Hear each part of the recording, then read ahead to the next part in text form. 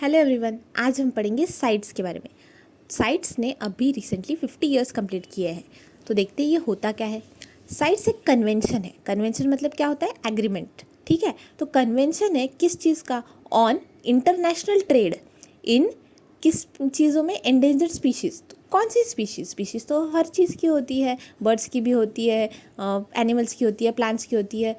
तो ये किसके लिए? ये है endangered species of wild fauna, मतलब एनिमल्स, एंड फ्लोरा, तो प्लांट्स वगैरह। ठीक है, तो साइट्स है क्या? C for convention on I international T trade in ES endangered species of wild fauna and flora. तो ये कंसीव कब किया था? In the year 1960 at 63 at IUCN meeting. ठीक है, तो international union for conservation of nature, इसकी meeting में 1963 में ये कंसीव किया था। लेकिन ये एक्चुअली अप्लाई कब हुआ? ठीक है, तो एग्रीमेंट है ना, तो कब से ये लागू हो गया? तो 1975 से। ठीक है, तो इसलिए इसने कंप्लीट किया ना 50 ईयर्स 2025 में, तो 1975 is the year. Fine, what is the aim of this agreement? ये वॉलेंटरी इंटरनेशनल एग्रीमेंट है, मतलब जो चाहे वो साइन कर सकता है। इंटरनेशनल एग्रीमेंट किन के बीच? बिटवीन गवर्नमेंट्स, इंश्योरिंग क्या इंश्योर करता है ये एग्रीमेंट? ये एग्रीमेंट ये इंश्योर करता है कि इंटरनेशनल ट्रेड जो हो रहा है किन चीज़ों में? देखा ना, फौना एंड फ्लोरा, तो wild animals and plants. In specimens of wild animals and plants does not threaten their survival. मतलब अभी देखो, बहुत सी चीज़ों के लिए वाइल्ड एनिमल्स और प्लांट्स का यूज़ किया जाता है। मेडिसिन्स हो गया, बाकी भी चीज़ें हैं, लेदर के लिए, शूज़ के लिए, तो एनिमल्स और प्लांट्स का यूज़ किया जाता है।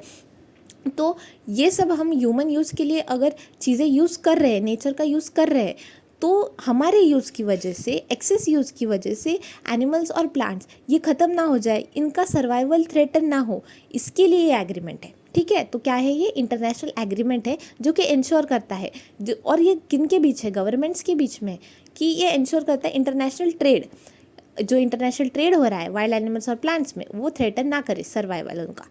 ठीक है, तो कैसे इंश्योर करता है? क्या करता है ये कि इंटरनेशनल ट्रेड को ना सब्जेक्ट करता है टू सर्टन कंट्रोल्स। तो किस टाइप के कंट्रोल्स? तो और कंट्रोल्स किस चीज़ पे? कंट्रोल्स होते हैं इंपोर्ट पे, एक्सपोर्ट पे, री एक्सपोर्ट पे, थ्रू अ लाइसेंसिंग सिस्टम। तो एक लाइसेंसिंग सिस्टम के द्वारा ये कंट्रोल किया जाता है। ठीक है, अब इस साइट्स का सेक्रेटेरिएट होगा। तो ये कहाँ है?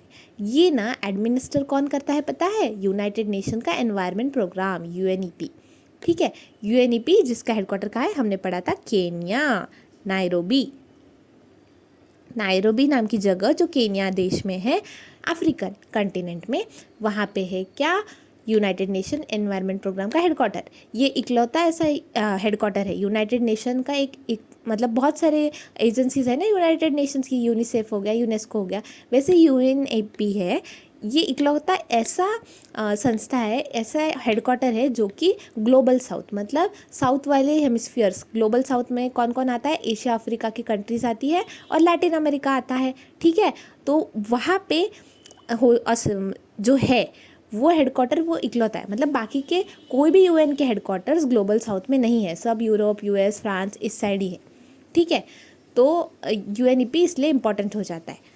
फाइन, तो ये UNEP एडमिनिस्टर करता है एक सेक्रेटेरिएट, किसके लिए? साइट्स के लिए। कहाँ पे? Geneva, Switzerland. कहाँ पे? At Geneva, Switzerland.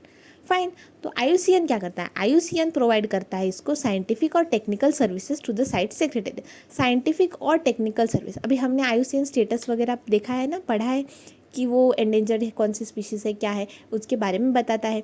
तो ये जो साइंटिफिक और डेटा वगैरह है और जो बाकी की टेक्निकल सर्विसेज है, ये IUCN प्रोवाइड करता है साइट्स के सेक्रेटेरिएट को। ठीक है, अभी ये साइट जो है, इसको कन्वेंशन है, इसको कितनी पार्टीज़ ने साइन किया है? तो 185 पार्टीज़ है। तो पार्टीज़ है, तो ये पार्टीज़ कौन से? स्टेट्स है कुछ, और कुछ रीजनल इकोनॉमिक ऑर्गेनाइजेशंस, ये सब इसमें आते हैं। अभी ये आया था 1975 में। इंडिया ने कब रेटिफाई किया? हमने किया बस 1 साल बाद, 1976 में। ठीक है, अभी नोट क्या करना है ये कि ऑल्दो साइट्स लीगली बाइंडिंग है। साइट्स कैसा है पता है? लीगली बाइंडिंग है। अभी कंट्रोल करना है, लाइसेंसिंग सिस्टम ये सब है, लीगली बाइंडिंग हो गया, मतलब जो पार्टीज़ है उन पे लीगली बाइंडिंग है। लेकिन जो कंट्री है जहाँ पे ये लीगली बाइंडिंग है, ठीक है, जो मेंबर है, तो उनका जो नेशनल लॉज होगा ना, उसको ये रिप्लेस नहीं करेगा। Rather each party implements it through its own domestic legislation. तो ये खुद से अलग अलग पार्टी कैसे अप्लाई करने वो देखती है, लेकिन नेशनल लॉज की जगह साइट्स के लॉज नहीं ले सकते, ठीक है। लेकिन ये याद रखना कि ये लीगली बाइंडिंग होता है। अभी साइट्स की हाईएस्ट डिसीजन मेकिंग बॉडी कौन सी है? COP, यानी कि कॉन्फ्रेंस ऑफ पार्टीज। इनकी कॉन्फ्रेंस ऑफ पार्टीज होती है जहाँ पे जो भी डिसीजन लिया जाता है ना, वही फाइनल डिसीजन होता है। ये इंडिया में कब हुआ था? बस एक बार हुआ था। लास्ट टाइम कब हुआ था इंडिया में हुआ था COP3 न्यू दिल्ली 1981 में, ठीक है। उसके बाद नहीं हुआ है, 1981 के पहले नहीं हुआ है और उसके बाद भी नहीं हुआ है। COP3 न्यू दिल्ली में हुआ था 1981 में, बस। फिर COP20 अभी होगा, देखो अभी 20वां होगा। कहाँ पे? उज़्बेकिस्तान में। लास्ट जो लेटेस्ट था वो 19 था, COP19 पनामा 2022 में होता, मतलब अभी 3 साल बाद 2025 में उज़्बेकिस्तान। इस साल होने वाला है नवंबर दिसंबर में उज़्बेकिस्तान में COP20। किसका? साइट्स का। फाइन।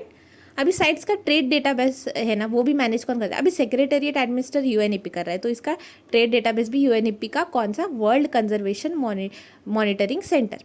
कौन सा सेंटर? कंजर्वेशन करने वाला monitoring centre UNEP WCMC on behalf of site secretariat. इनके बिहाफ पे ये इसका डेटा सब मैनेज करता है। की इनिशिएटिव्स क्या है? ये प्रोटेक्ट करता है कितनी? लगभग 41,000 यानी 40,900 स्पीशीज़ टू बी एक्यूरेट, जिसमें इतने एनिमल्स हैं और इतने प्लांट्स। और एक कुछ इंपॉर्टेंट प्रोग्राम से एक माइक प्रोग्राम करके था, जो इस्टेब्लिश हुआ था by resolution adopted at 10th COP 1997 Harare क्या है? जिम्बाब्वे का कैपिटल, बराबर। तो 1997 में एक रेजोल्यूशन एडॉप्ट हुआ था माइक प्रोग्राम, जो कि साइट बेस्ड सिस्टम है। मॉनिटर क्या करता है? इलीगल किलिंग एलिफेंट्स की अक्रॉस अफ्रीकन और एशियन एलिफेंट्स की जो किलिंग हो रही थी वहाँ, वो सब चीज़ों को इलीगल जो हो रहा था उसको मॉनिटर करता है माइक का प्रोग्राम। तो ये माइक प्रोग्राम हुआ था इन द ईयर 1997। वैसे इन द ईयर 1997 और एक चीज़ थी, क्योटो प्रोटोकॉल, ये भी साइन हुआ था, तो इसका भी ईयर है 1997, ये याद रखेंगे, ठीक है। अभी और की इनिशिएटिव्स दो important, international consortium on combating wild life crime 2010, ये भी साइट्स का है। और साइट्स ट्री स्पीशीज़ प्रोजेक्ट 2024, ये भी साइट्स का है, ठीक है। अभी मेन ये हम हर बार देखते हैं कि साइट्स के कौन से अपेंडिक्स में क्या आता है, कौन सा एनिमल है। तो ये अपेंडिक्स होते क्या है? एक्चुअली 3 अपेंडिक्स है, 3 अपेंडाइसिस है, 1, 2 एंड 3। तो ये based on what? There degree of protection, कि उनके डिग्री ऑफ प्रोटेक्शन पे बेस्ड है ये। अपेंडिक्स 1 में कौन से स्पीशीज़ आते हैं? जो कि थ्रेटेंड है, एक्सटिंक्शन होगा इसका, ये ऐसी स्पीशीज़ थ्रेटन विद एक्सटिंक्शन। और इनका ट्रेड कौन से कंडीशन में परमिटेड है? Only in exceptional case. जो ऑलरेडी एक्सटिंक्ट होने वाले हैं उनको तो संभाल के ही रखेंगे ना, इसलिए अपेंडिक्स 1 में एकदम एक्सटिंक्शन वाले केसेस आते हैं। अपेंडिक्स 2 में क्या? स्पीशीज़ नॉट नेसेसरीली थ्रेटन, जो नेसेसरी थ्रेटन नहीं है एक्सटिंक्शन से, बट ट्रेड उसमें कंट्रोल करना चाहिए, क्योंकि आगे जाके शायद इसमें ऐसे ही अगर ट्रेड रहा तो फिर एक्सटिंक्शन हो सकता है, इसलिए इसमें ट्रेड कंट्रोल करना ज़रूरी है, ऐसी स्पीशीज। अब लेकिन अभी एक्सटिंक्ट नहीं है, ऐसी होती है किसमें? अपेंडिक्स 2 में। फिर अपेंडिक्स 3 में क्या? अपेंडिक्स 3 में आता है species protected in at least 1 country, एक कोई तो देश में स्पीशीज़ वो प्रोटेक्टेड है, ठीक है। लेकिन उसने ना जो साइट्स की बाकी पार्टीज़ है जिन्होंने साइन किया है, उसको बोला है कि भाई हेल्प कर दो, इसमें ट्रेड कंट्रोल करना है, तो थोड़ा हेल्प कर दो आप लोग भी, क्योंकि ग्लोबल लेवल पे अगर डिमांड ही नहीं होगी तो एक्सपोर्ट भी नहीं होगा, तो ऐसा ट्रेड नहीं होना चाहिए, इसलिए आप भी हेल्प करो। ऐसी मतलब एटलीस्ट एक तो कंट्री में ऐसा हुआ होगा ना, तो वो आ जाता है अपेंडिक्स 3 में, ठीक है। सो आज ये था साइट्स के बारे में। That's it for the day, thank you.